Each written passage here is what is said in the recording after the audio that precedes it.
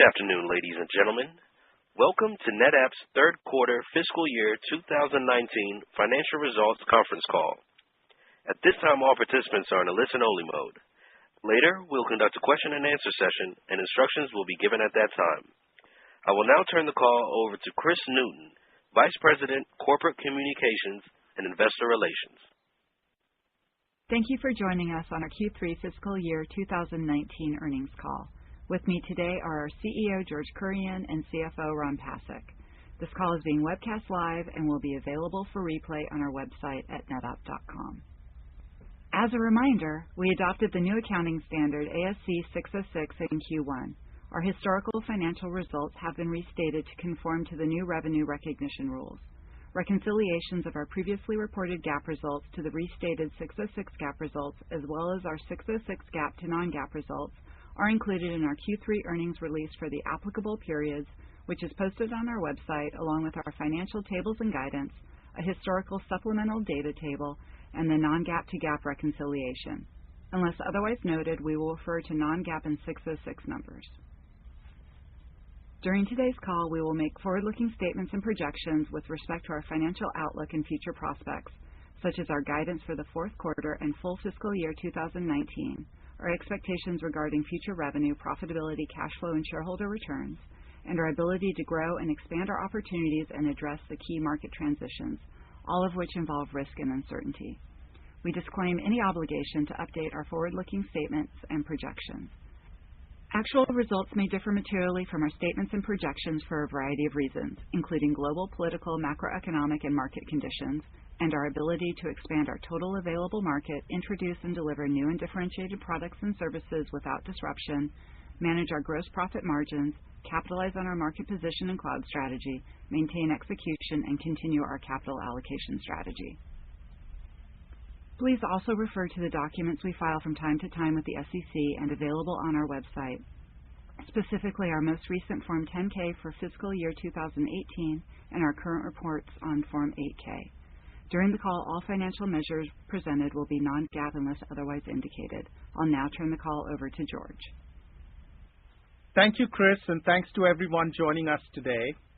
In the face of an uncertain macroeconomic environment, we focused on the variables within our control and delivered a strong third quarter.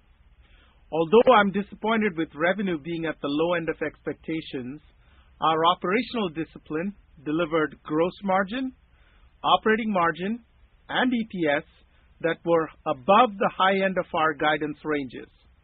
Regardless of the demand headwinds, we remain well positioned for the long term as we address the growth areas of the market and drive efficiency in our business. I'd like to address the challenges we saw in Q3 head on. The macroeconomic environment is outside of our control, but I remain exceptionally confident about our strategic position and operational focus to deliver profitable growth and shareholder value. After a normal close to the calendar year, we saw a slowdown in purchasing across the board in January, driven by deteriorating outlooks for the global economy, as well as uncertainty around trade policy. In the face of these headwinds, our largest customers became more cautious in their purchasing behavior and sought more information on the implications for their businesses of slowing economies. We did not see any real change in the competitive environment. Our win rates stayed constant, and our pipeline remains healthy. Our customers' purchasing decisions continue to be based on our features, capabilities, and future-proofed cloud integration strategy. Even in the face of softening demand, we were able to further expand product margins in the third quarter by focusing on the value our solutions bring in addressing customers' largest IT imperatives. Like any company, we do not have perfect visibility into all the reasons for purchasing slowdowns. However, we are deeply involved in the strategic planning and purchasing process at our large customers and have good visibility into how they deploy us and where we fit into their IT strategies. We remain tightly engaged with them, and as such, are confident that we have the right product set and the right go-to-market strategy to continue capturing a greater share of our customers' IT wallet. Our unique customer value is reinforced by digital transformation initiatives, which are fueling data center modernization projects and cloud-first strategies. To succeed in the data-driven digital economy and radically improve business performance, customers need to accelerate digital innovation, generate real-time insights, and secure access to their data across multiple clouds and on-premises. This requirement for hybrid multi-cloud capabilities is creating three significant market transitions: disk to flash, traditional IT to private cloud, and on-premises infrastructure to hybrid clouds. It is in these key strategic battlegrounds that we have substantial opportunity to exploit the advantages created by the NetApp data fabric and take share. We are driving the market transition from disk to flash as we help customers modernize, simplify, and improve application performance. We are displacing competitors' complex equipment, gaining share in new workload deployments, and upgrading our install base with cloud-connected all-flash solutions. In Q3, our all-flash array business, inclusive of all-flash FAS, EF, and solid-fire products and services, grew 19% year-over-year to an annualized net revenue run rate of $2.4 billion. We are over-indexed in the large and growing all-flash market, with a significantly higher all-flash array share than in the total storage market. Our advantage here will continue as the market shifts to flash, and we expect that shift to accelerate with ongoing NAND price declines. All-flash arrays carry a higher ASP, which benefits not only product revenue, but also recurring services revenue. With only 15% of our installed base currently running all-flash arrays, the runway for this secular transition remains in the early innings. The second major market transition we are exploiting is the shift from traditional IT to private cloud.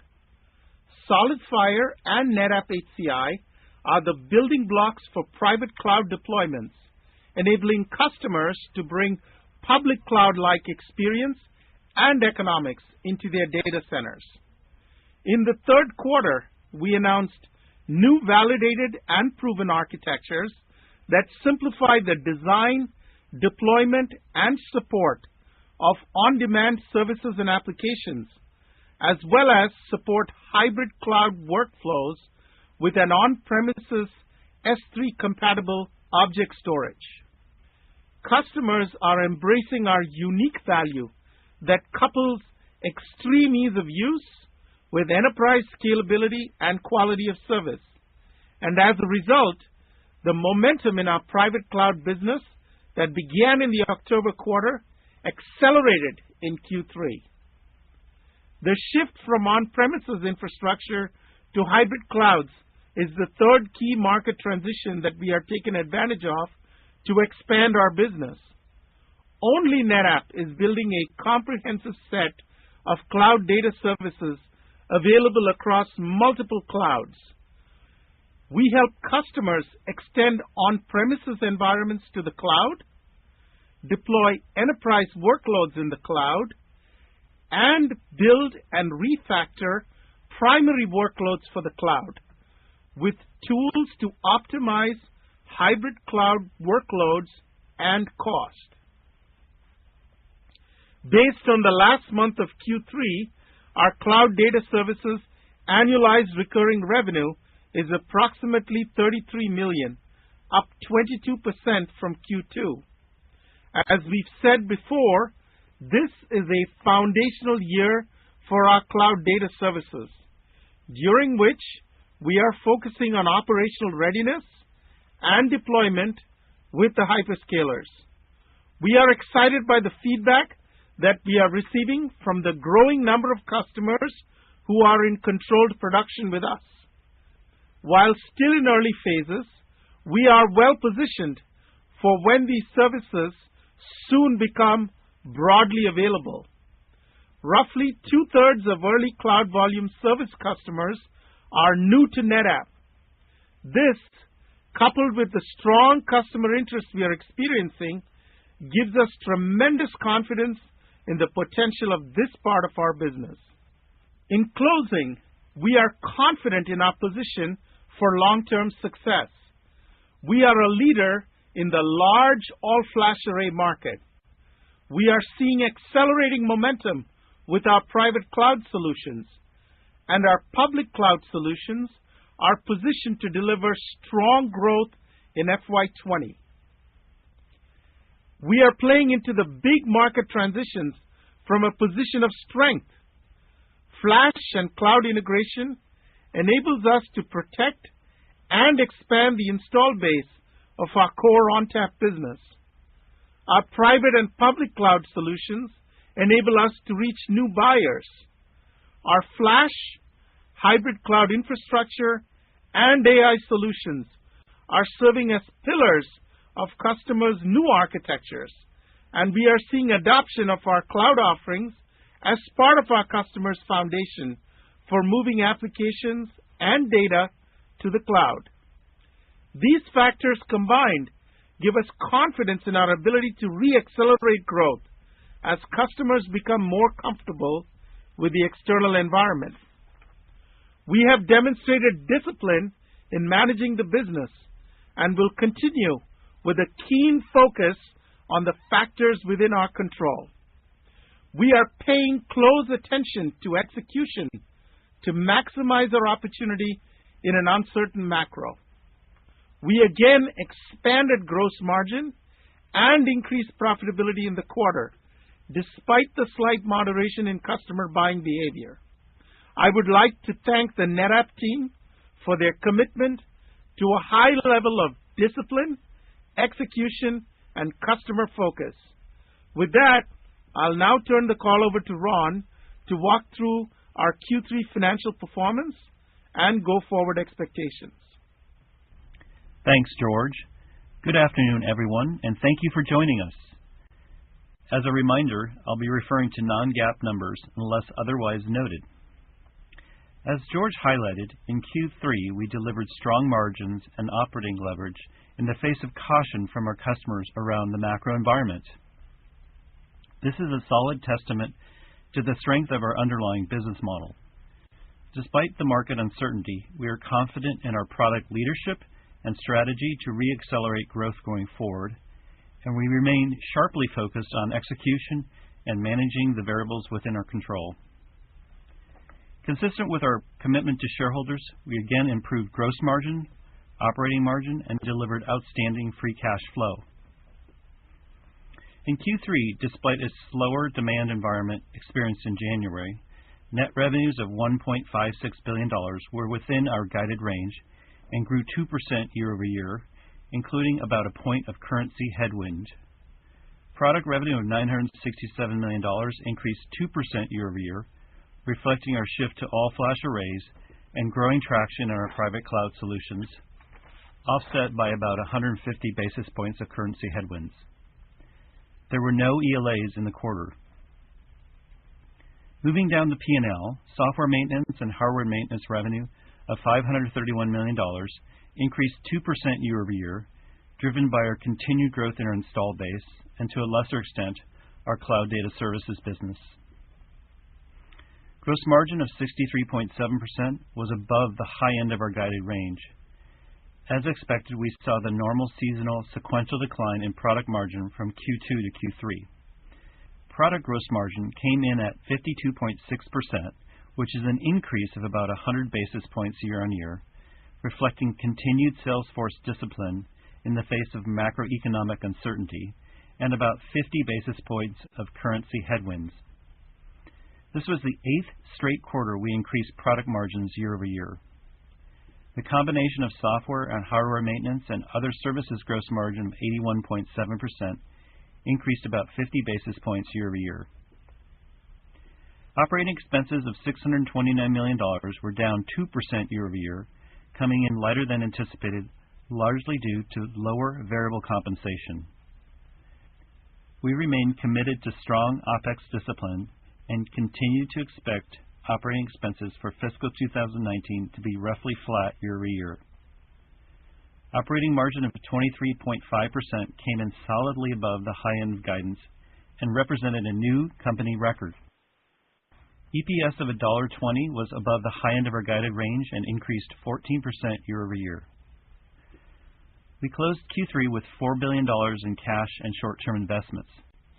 Similar to Q2, we again saw healthy growth in deferred and finance unearned services revenue, which increased 7% year-over-year and was up $151 million sequentially. Deferred revenue growth continues to be a strong leading indicator of the health of our installed base. Our cash conversion cycle remained extremely healthy at a negative 11 days, which was roughly flat year-over-year. Cash flow from operations was $451 million. Free cash flow of $420 million represented 27% of revenues, while year-to-date free cash flows of $804 million represents 18% of revenues. Q4 has historically proven to be a strong seasonal period for free cash flow conversion. As such, we remain committed to driving free cash flow of 19 to 21% of revenues for the full fiscal year. Our confidence in our long-term vision and execution is reflected in our capital allocation strategy. During Q3, we repurchased 8.1 million shares at an average price of $67.84 per share for a total of $550 million. Weighted average diluted shares outstanding were 255 million, down 21 million year-on-year, representing an 8% decline. We have $2.4 billion remaining on our current share repurchase authorization and will continue to be aggressive given NetApp's free cash flow yield and return on invested capital profile. During the quarter, we paid out $99 million in cash dividends.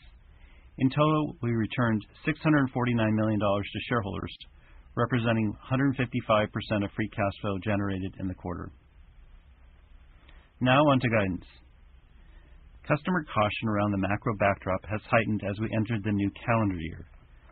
As a result, we expect Q4 net revenues to range between $1.59 billion and $1.69 billion, which at the midpoint implies flat revenues year-over-year. It is worth noting that our Q4 revenue guidance includes 200 basis points of currency headwind and is off a very challenging Q4 18 compare where we grew total revenue by 11% year-over-year. Consistent with the normal seasonal sequential decline in gross margin from Q3 to Q4, associated with product revenue being a larger portion of the overall revenue mix, we expect Q4 consolidated gross margins to range between 62% and 63%. We expect Q4 operating margin to be between 23% and 23.5%. We expect earnings per share for the fourth quarter to range between $1.22 and $1.28 per share. The midpoint of our Q4 revenue guidance implies total fiscal 19 revenue growth of 4.6%. Our Q4 guidance also implies fiscal 19 gross margin of 64.3%, operating margin of 22.7%, and EPS growth of 28%. As we look out to FY20 and beyond, I am confident in our ability to re-accelerate growth and deliver on our long-term profitability targets. We remain diligently focused on both disciplined execution and continued innovation. In the face of a slower demand environment, our business model leverage and the secular tailwinds created by the three key market transitions, flash, private cloud, and cloud data services, will enable us to continue to deliver on the commitments we've made to shareholders, partners, and customers. With that, I'll hand it back to Chris to open the call for Q&A. Chris? We'll now open the call for Q&A. Please be respectful of your peers and limit yourself to one question so we can get to as many people as possible. Thanks for your cooperation. Operator? Ladies and gentlemen, if you have a question at this time, please press star then 1 on your touch-tone telephone. And if your question has been answered or you wish to remove yourself from the queue, please press the pound key. Our first question comes from the line of Andrew Nowinski with Piper Jaffray. Your line is now open. Okay, thanks a lot. Thanks for the question. Maybe I'll just ask a question as it relates to kind of your guidance that you gave at Analyst Day regarding fiscal 20 and 21. I'm curious, just given the results that we saw today in your guidance for Q4, would you say you're still expecting to deliver at least 15% earnings growth over the next 2 years? And then also on the revenue, is that mid-single digits still valid? Hi, Andy. Yes, that is our plan, and you're seeing in FY19 we're going to do well above that. And yes, our long-term guide still is mid-single digits on the top line. Absolutely. All right, thank you. Thank you, Andy. Next question. Our next question comes from the line of Rod Hall with Goldman Sachs. Your line is now open.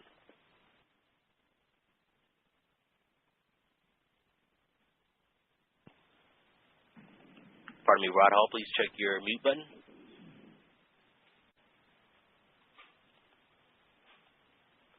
Okay, our next question comes from the line of Matt Sheerin with Stifel. Yes, thank you. Thanks for taking my question. Just relative to the weakness that you're seeing from your large enterprise customers, it looked like your direct business was down 12% year on year.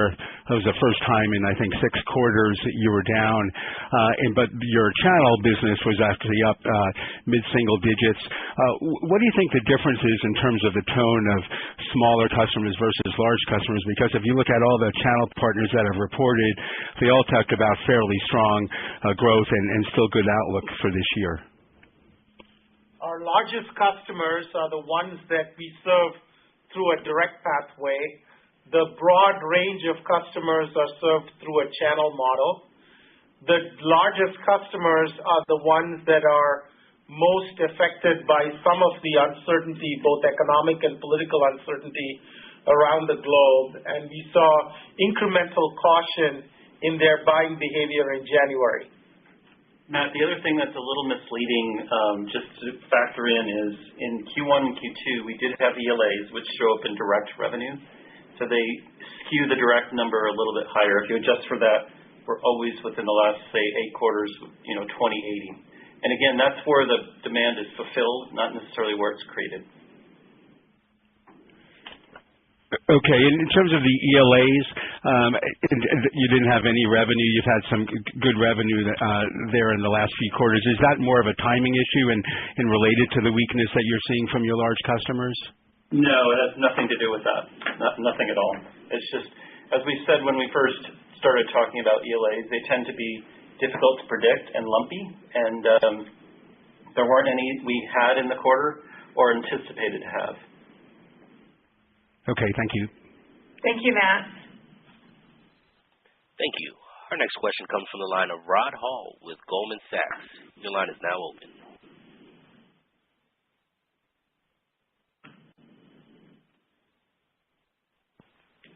Rod, please go ahead.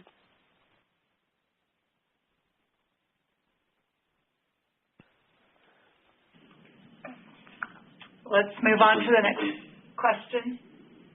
Our next question comes from the line of Wamsi Mohan with Bank of America. Your line is now open. Yes, thank you. Ron, can you talk about the gross profit at a product level? If you could bridge that sequentially from last quarter to this quarter, the 150 bips sequentially. And given the revenue deceleration that you have seen, do you think that you can hold the 50% product gross margin over the next year or so, especially when the competitive environment becomes a little tougher with around the mid-range storage product launches that are anticipated to happen later in the year? Yeah, thanks, Wamsi. Yeah, I mean, if you look at the last 8 quarters, we've grown product margin each of the last 8 quarters year over year, and our intent is still to do that. The target we gave you was 55 to 56%, and we still plan to do that.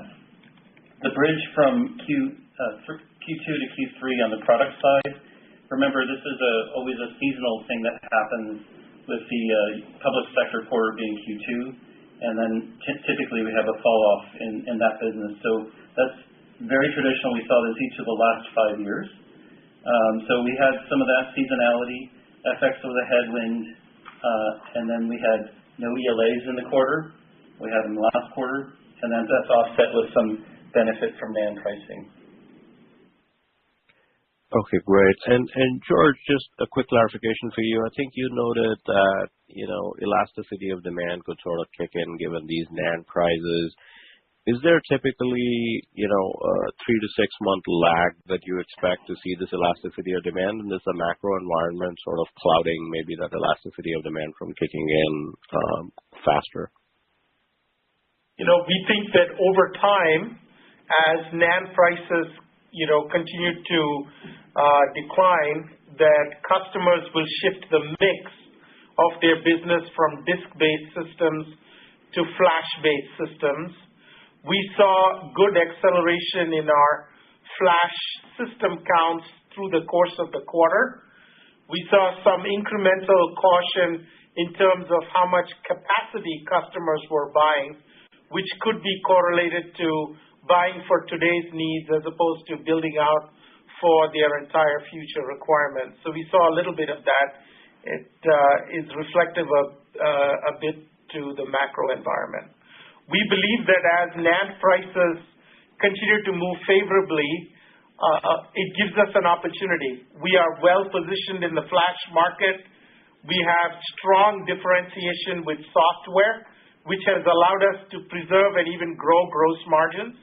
And if you look at the ASPs of a flash-based system as opposed to a disk-based system, they are actually higher. So we think that's a good trend for us to capitalize on. Okay, thank you. Thank you, Wamsi. Next question. Our next question comes from the line of Aaron Rakers with Wells Fargo. Your line is now open. Yeah, thank you for taking the quick questions. First of all, could you just help us understand, the rate of deceleration that you saw during the month of January, and, as you thought about the guidance for this current quarter, your assumptions, how maybe February played out, and, what assumptions you're making relative to what you saw in January as far as any kind of improvement? And I have a quick follow-up. I would say that we felt very good about where we were within the quarter, sort of heading into the Christmas holiday. And, things changed materially through the last week of December and really January.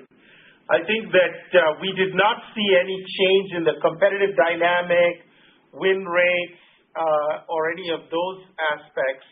We just saw an increased amount of scrutiny in terms of spending within our customers, them requiring more approvals, and just buying for today as opposed to buying the full scope of what they plan to buy with us. I think that, with regard to some of our largest customers, the global customers that are, exposed to geographies around the world, as well as to public sector, there will be time before they come back to their normal course of spending, right? Some of that is related to sort of clarity on how their business is impacted, and some of that, like in public sector, is it takes time to get the workforce back and into normal operating cadence, which is reflective of our caution in Q4. Okay, that's very helpful. And then on the NAND pricing front, can you just help us understand what rate of declines you're currently seeing on the flash side, and how you would characterize your ability to hold flash pricing in the market? The price declines we're seeing are not perfectly linear. They continue to go down. I think what you got to remember is the storage industry and our company's history is predicated on decreasing commodity pricing. So, in many ways, as George said earlier, it catalyzes demand for new use cases and drives the never-ending appetite for increasing data consumption. So, it's something we're predicting. It's why we have a over-rotation on flash. We know that that's the growth area. The price reductions help that growth. As George said, you see the elasticity between the different types of media. And so as NAND prices come down, more workloads move to all flash. And we're seeing that. If you look at system counts and capacity counts through the course of this fiscal year, they are being both up quite substantially.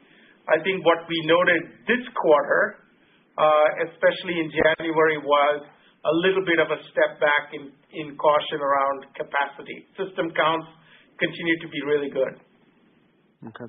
Thank you very much. Thank you, Aaron. Next question. Our next question comes from the line of Ananda Barua with Loop Capital. Your line is now open. Hey, good afternoon, guys. Thanks for taking the question. I appreciate it. Hey, George and Ron, any greater context you could provide on what your large customers are using as signposts? You mentioned, George, I think in the prepared remarks, that they're looking at their end business. And then just quick follow-up to that. Do you have any sense of if they're pausing on how broad it is? Are they pausing on new implementations, or are they not milking, but are they sort of raising capacity on existing projects? You mentioned that they might be adding less capacity on new projects like that. Would just love any more context around those two things. Thanks.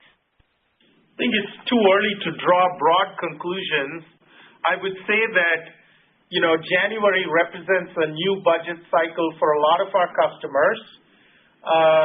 And as they get their planning in place, I think they took a little bit longer this year than typical because of the uncertainty. I think we saw the transformational projects that have multi-quarter implementations continue apace. I think in the net new projects, I think people were probably a little bit more cautious, waiting for clarity in terms of how their business rolled out. I would say in terms of our book of business, all of the strategic areas of focus for us, all flash arrays, private cloud, and our cloud data services, we feel good about our progress across all of those dimensions. They really reflect the strategic aspect of our discussion with customers, and we feel good about the progress in all of those dimensions. Just keep in mind, even if you isolate Q3, it's really we were off 2% from the midpoint. And if you look at the full year based on the midpoint of the Q4 guide, we're off maybe a little over almost 2 points in the full year. So in the scope of the greater scheme of things, we're still pretty much on exactly what we thought from mid-single digits. That's great. Thanks for the context. Thanks, Ananda. Next question. Our next question comes from the line of Katy Huberty with Morgan Stanley. Your line is now open. Yes, thanks for the question. Ron, for you on gross margin guidance, if I look back at the last two fourth quarters, total company gross margins were actually up a little bit sequentially, despite the fact that the lower margin product business was growing very fast and you didn't have as much help from NAND. So can you just talk through why this year you think total company gross margins are down sequentially? So Katie, I think the better compare is really year over year. And I think that's a more meaningful compare. And then remember, what we typically see sequentially is, and you see this from Q1 to Q2, Q2 to Q3 generally, and Q3 to Q4, the higher weight of product margin and product revenue which grows carry this a slightly lower margin than the services margin. So that always puts pressure. That's a mix issue that we see all the time. Okay. I see. And then, George, just as a follow-up, I think a year ago you talked about exiting this fiscal year with perhaps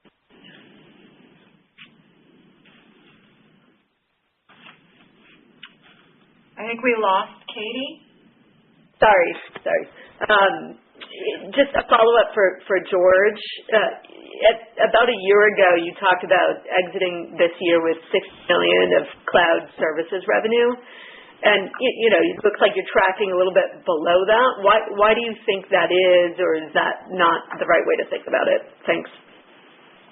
We are in the foundational year of our cloud data services business. I would say we're a bit behind where we expected to be in terms of the operational readiness of our service offerings with our cloud providers.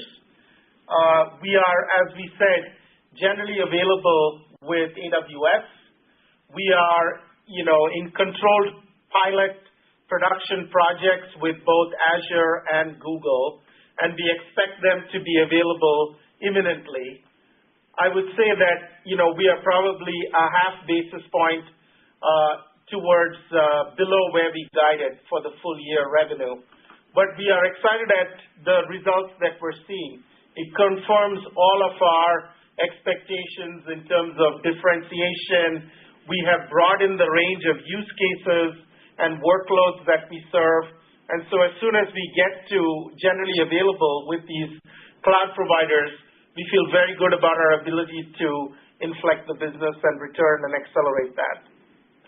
In terms of our long-term model for cloud data services, we're not backing off the projections we had. As Ron mentioned, we feel confident about our long-term model for the whole business as well as for our cloud data services. Thank you, George. Thank you, Katie. Next question. Our next question comes from the line of Steven Fox with Cross Research. Your line is now open. Hi, good afternoon. Just one other question on the slowdown you saw in January. Could you isolate it to what verticals maybe were more, you saw it more in terms of the slowdown or geographic regions? And given we're talking about longer term startup projects, what would you say would be the extended decision timeline versus what you previously thought for these things closing or starting to ramp at the pace you originally anticipated? I would say that one of the areas that we talked about as having some decisions pushed out was in U.S. public sector, where we said in Q2 some decisions pushed out. We saw the recapture of a preponderant majority of those decisions in Q3, and we were able to move those projects forward. With regard to the broader macro, I don't think there were any specific industry trends that we noticed. I think that, clearly those industries with specific exposure to China and public sector were, incrementally more cautious. But I think there weren't any other specific trends that we could draw out. With regard to the U.S. public sector, as we said earlier on the call, we think that it will take some time for the government to get back to full-fledged operations. And so we don't have perfect visibility into how projects shape out through the course of the coming quarter, so we're being incrementally cautious there. Great. That's very helpful. Thank you. Thanks, Steve. Next question. Our next question comes from the line of Mehdi Hosseini with SIG. Your line is now open. Yes, thank you. One question for George. How do you see the replacement cycle for 10K RPM playing out for the remainder of 2019? Is it going to be more of a late in the year, or should we think of this cycle kicking in next year? And for Ron, how I know this is a little bit far out, but as we look into fiscal year 20, how aggressive are you going to be in managing your OPEX? Let me take the 10K RPM drive question. I think there's still work to be done to get a viable solution to replace some of the capacity points that 10K drives were focused on. If you notice, the majority of the 10K drives that are still being deployed are actually lower capacity points than some of the TLC NAND solutions that are available in the market at comparable effective dollar per gigabyte price points. So, you can see some customers that say, listen, I want to strategically move to all flash for its benefits, that increasingly start to look at that as an option.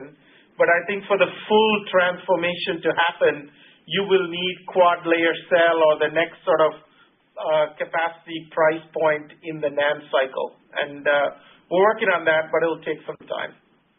So, Mehdi, on your OPEX question, it's a little early for that, but I'll remind you what we said at Analyst Day last April. So I guided this year to be roughly flat in OPEX, and actually next year as well. But remember, we're still actively doing a ton of transformation. So we're still doing a lot of investment and a lot of disinvestment. So it's not as if we're just staying flat and not doing anything. We're really working on getting a lot more efficient. In terms of just to, underscore that point, we have made all of these bets into the new parts of the market, private cloud, all-flash arrays, cloud data services, and new pathways to market, while simultaneously improving operating margins to a record. This quarter, operating margins have been the highest in the company's history, right? So we will continue to stay disciplined on the operating expense side of the business, but we're not going to forego strategic opportunities for short-term gain. I think we have maintained discipline, and you'll see us continue to invest into the future opportunities while being prudent about overall spend. Thanks, guys. Thanks, Mehdi. Next question. Our next question comes from the line of Alex Kurtz with KeyBanc Capital Markets. Your line is now open. Yeah, thanks for taking the questions, guys. George, just on hyperconverged, I know this has been a big area of investment for the company over the last couple of years. I know it's still kind of working its way through the channel and with the sales organization, but if we were looking to fiscal 20, are you prepared at this point to provide kind of a run rate that you think is reasonable, or a percentage of product revenue, or just sort of a contribution to the overall product side of the business? That would be helpful to understand. Our overall private cloud business, meaning SolidFire deployed standalone or as part of a hyperconverged model. For large customers, they deployed standalone. For smaller and mid-market customers, they deployed as hyperconverged, as well as object storage, which are deployed for cloud-native applications in a private cloud form, were a substantial contributor to NetApp's revenue this quarter. I'm not prepared at this point to break it out, but I can tell you that they performed in a really good pattern across customer counts, revenue contribution, units, strategic wins, you name it, we got it. And we think that as we look forward to fiscal 20, it gives us a really strong second leg foundation to our growth, right? So we're already a leader in the all-flash array market. We are seeing accelerating and materially accelerating momentum in the private cloud game. So stay tuned. We'll tell you more as we head into fiscal 20. All right. Thank you. Thanks, Alex. Next question. Our next question comes from the line of Tim Long with BMO Capital Markets. Your line is now open. Thank you. Ron, you talked a little bit about the install base when referring to the software, hardware, maintenance, and services. Just if you could just give us a little more color there. It was up a little bit year over year. It looked like it was down a little bit sequentially. So is there a seasonal pattern there as well? And when do you think we could expect to see that line with a little bit more sustainable growth? Is it dependent on just all flash array being a bigger piece of the overall base, or cloud data services, or what do you think will help move that line higher more sustainably? Thank you. Yeah. So as we talked about, we continue to grow system counts in the install base.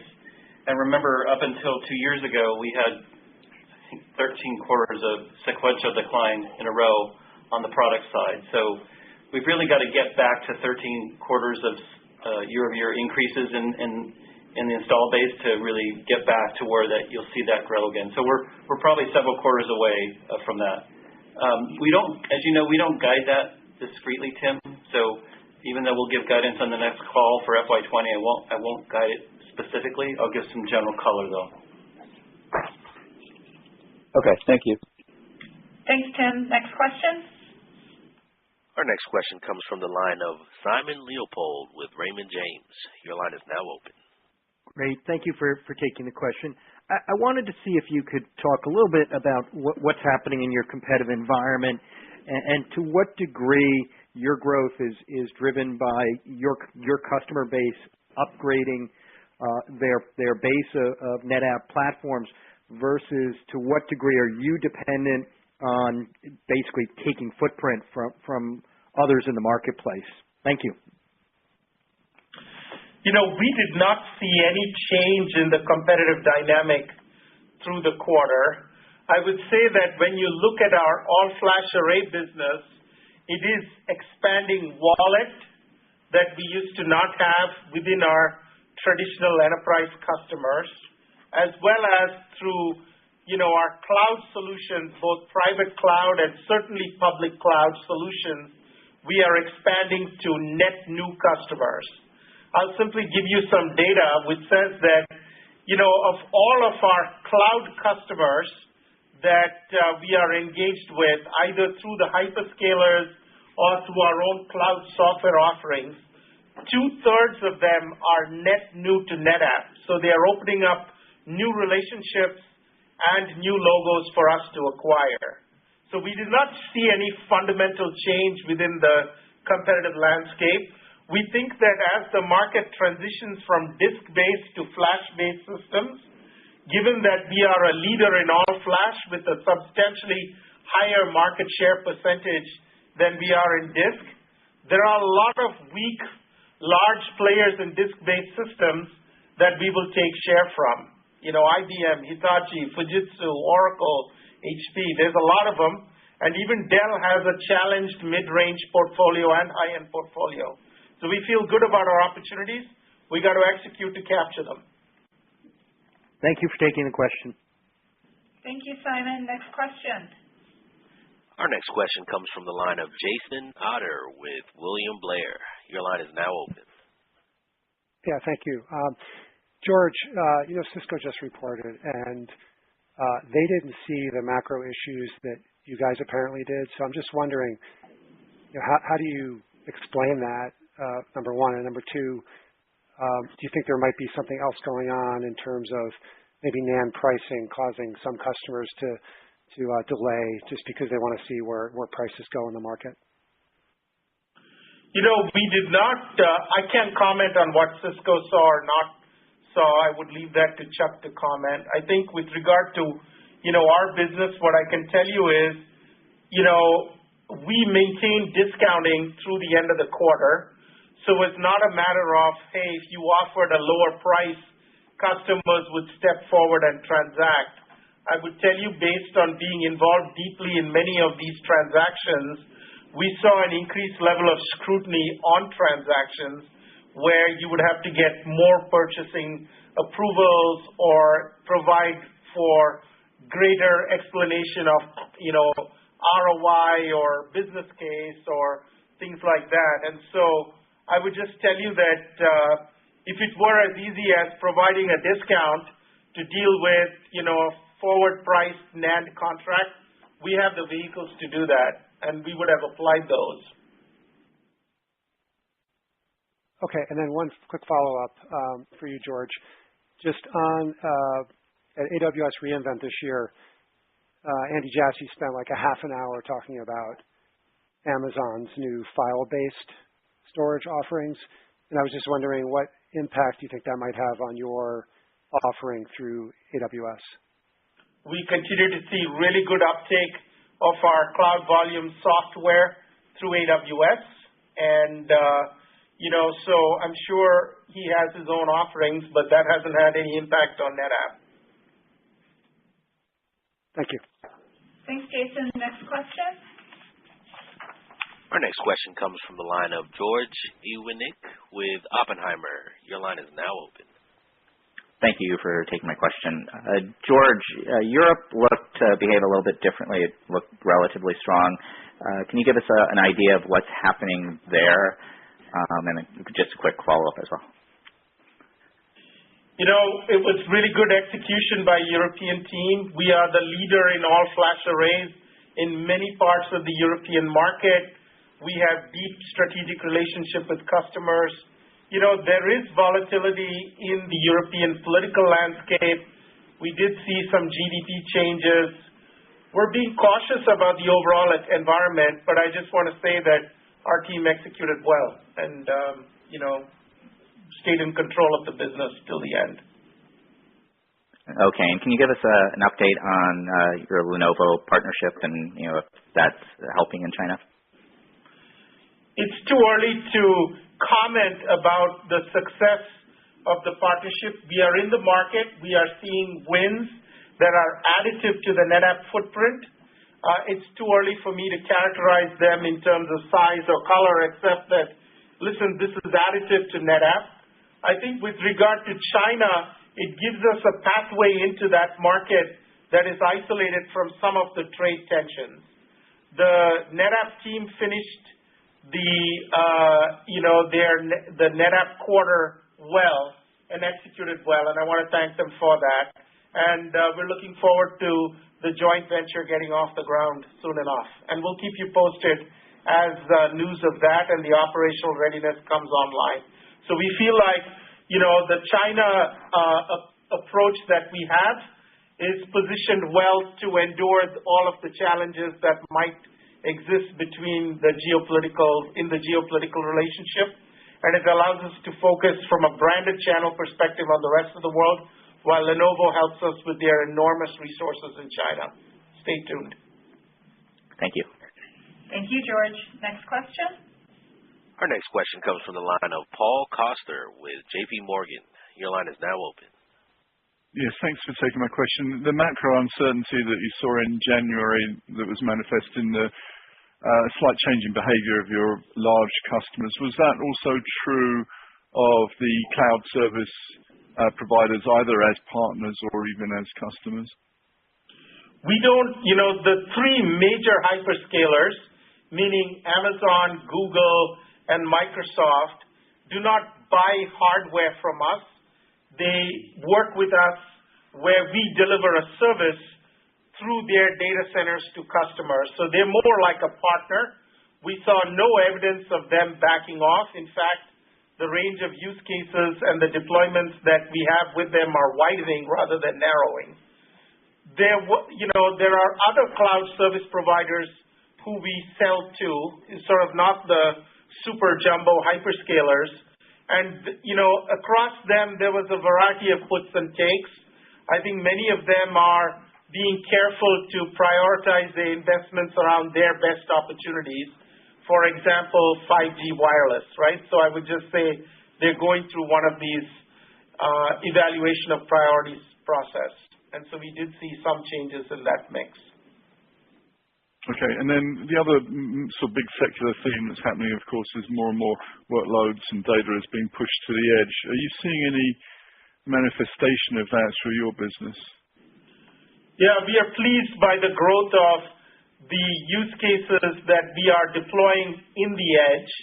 So we have software-defined solutions that are part of ruggedized environments that are deployed at the edge in industrial and public sector use cases. We saw good traction. We saw good traction with our object storage portfolio, providing a private cloud for certain advanced telemetry use cases in autonomous driving. We saw good adoption, early but still good adoption of some of our AI solutions to crunch the data that is generated at the edge and brought back to the core. So we remain optimistic that our solution portfolio is good and differentiated, and the number of growth engines we have as the macro stabilizes is certainly broadening from even a year ago. Okay, thank you. Thanks, Paul. Next question. Our next question comes from the line of Jim Suva with Citi. Your line is now open. Thanks very much. George, I think you've been very clear about the demand environment and a lot of questions on that. So maybe I'll switch a question over to Ron. Ron, in the past few quarters, there were several ELAs that came up, and then this quarter, I think some people were thinking that ELAs might just kind of be a normal course of doing business. So with none this quarter, is the normal course of doing business of one or two a quarter kind of not really how it's going to turn out, or were there a couple of customers who signed ELAs and just other people don't want that, or any type of behavior change on kind of the topic of ELAs, or just simply is it lumpy and we shouldn't expect it to be one per quarter or something like that? Yeah, it's a good question. Last quarter I mentioned it's hard to anticipate when they're going to land, so I gave a full year view this year and the next year. You should expect roughly 2% of revenue as ELAs. It is lumpy. They're hard to predict. There will be quarters when they're zero. There will be quarters when they're quite a bit more than that. So it's just a really difficult thing to predict, and I can only give a full year guide on it. It's going to make some quarters difficult compares. This year in Q1, we had a very robust ELA quarter. That's going to be a difficult compare. We did not anticipate. Yeah. Hey, Jim, we did not anticipate ELAs, nor did we see them. So it performed according to plan. Yeah, I just want to make sure there's no change in behavior. It was more just the timing of it and things like that. That's right. And remember, we did about $90 million in Q1 and about $20 million last quarter in Q2. So we really don't have much left to do to get to that full year 2% guide. Thank you so much for the clarifications. It's greatly appreciated. Sure. Thank you, Jim. Next question. Our next question comes from the line of Karl Ackerman with Cowen and Company. Your line is now open. Good afternoon, George or Ron. I guess Ron, looking at product gross margins, excluding ELAs, with enterprise SSD prices declining roughly 20% this quarter and the next, would you expect to see a massive whip higher in your product gross margins beyond April? And you continue to improve hardware maintenance margins, certainly an impressive feat for sure. What do you think has been the biggest key contributor to that improvement in hardware maintenance margins? And why would I be wrong to conclude that business couldn't have perhaps an 8 handle on gross margins over the next few years? Thanks.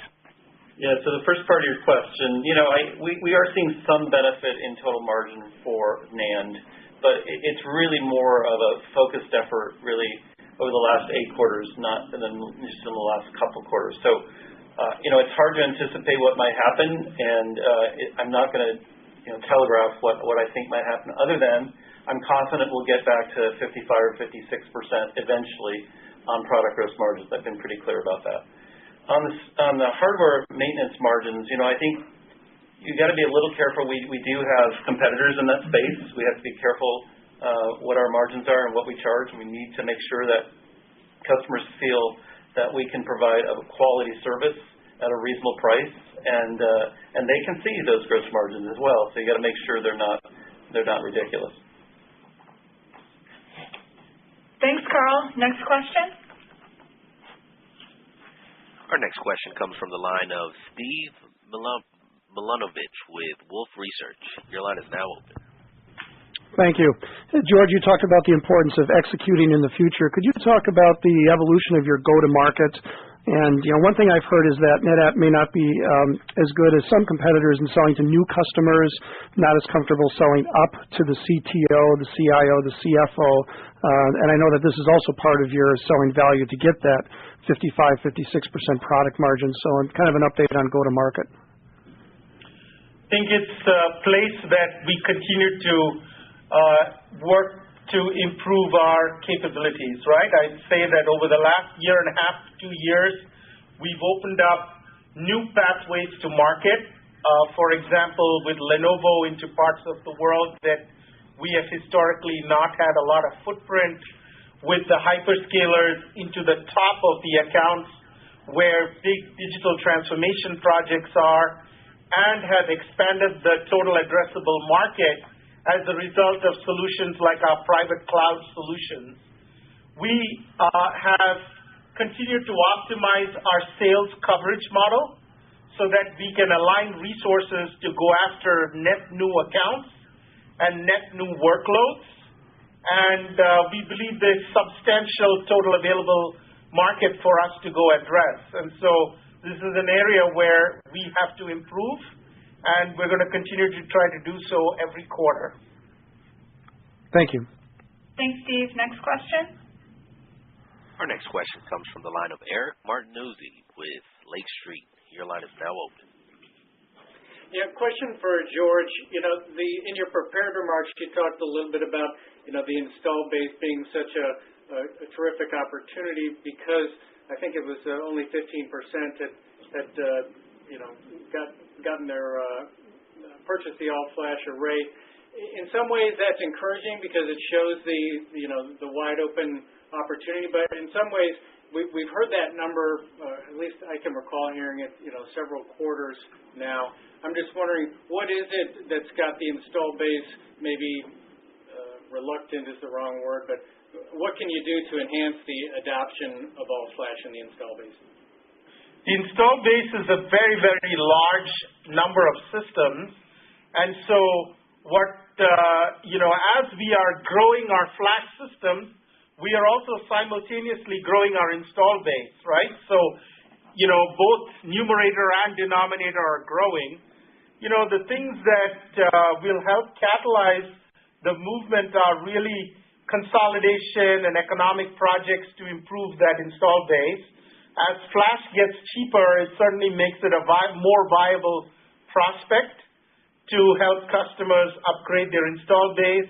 As some of these next-generation data center projects get underway in our customers, there is opportunity to certainly improve that conversion, but it will take time, just given the magnitude of that install base.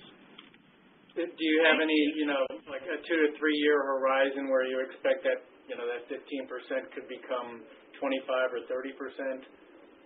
I don't have any forecast at this point. I do think, it'll follow the trend of our flash opportunity, and we're mindful of the fact that, hey, our install base is an opportunity. Thank you, Eric. Next question. Our next question comes from the line of Nick Todorov with Longbow Research. Your line is now open. Hey, guys. Good afternoon.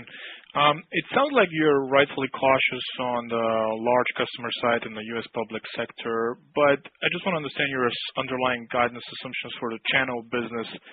Are you guys as rightfully as cautious as there, or is there a little bit more optimism into that end of the market? And overall, what is the outlook for 2019 hardware spending that you're getting from the channel business? We have roughly 80% of our business fulfilled through the channel, and that's the number that we break out in the categorization of our financial metrics.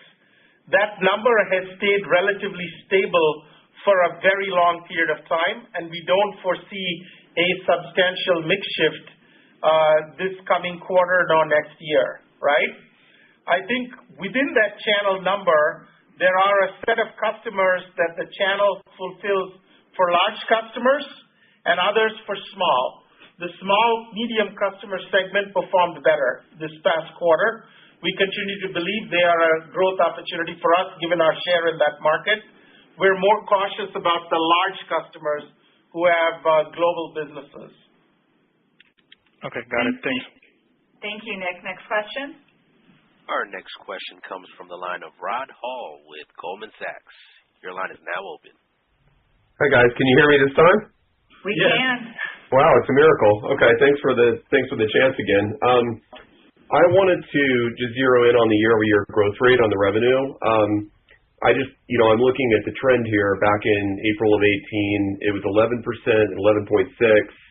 Then 7.2, then 1.6 in January, and then you're guiding for basically flat, maybe down just $1 million or $2 million.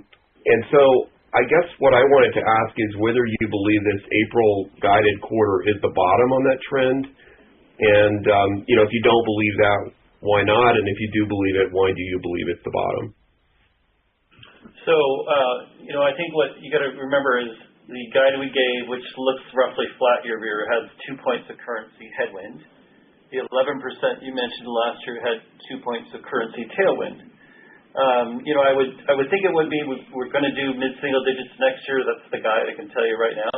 So I don't know how that will quarterize, but obviously that has to be, we have to be growing from where we're ending Q4.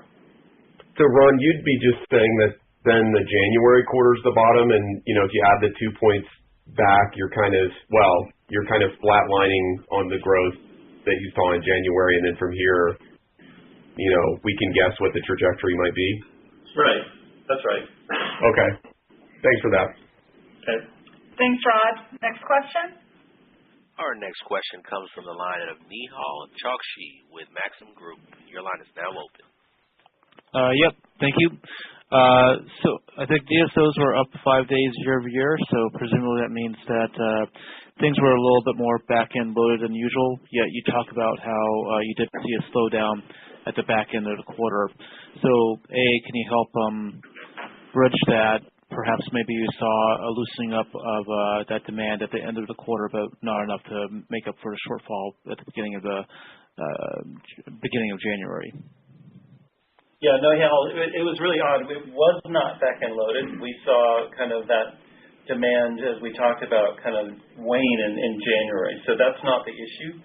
When I dissect the reason for the escalation DSOs, which is not significant, it's just a mix of customers that have slightly different terms than they did last year. Wherever you end up with collections at the end of the quarter, based on that group of customers, can be different than the prior year compare or prior quarter compare. I would point out that we still have a very negative cash conversion cycle, so I'm pretty happy about that. Okay. All right. And then go ahead, Nahal. George, you mentioned that you're a bit behind on the operational capability of the cloud data services, which are cloud service providers. Could you delve into why it's behind? And then also, there has been some management shakeups at some of these cloud service providers. Does that create some opportunity for NetApp as well? Well, we've got really good, long-standing relationships with them. We are performing deep technical integration of our technology into their service delivery platforms, and we're going through testing and certification, right? So we are going to be imminently available, and we look forward to that.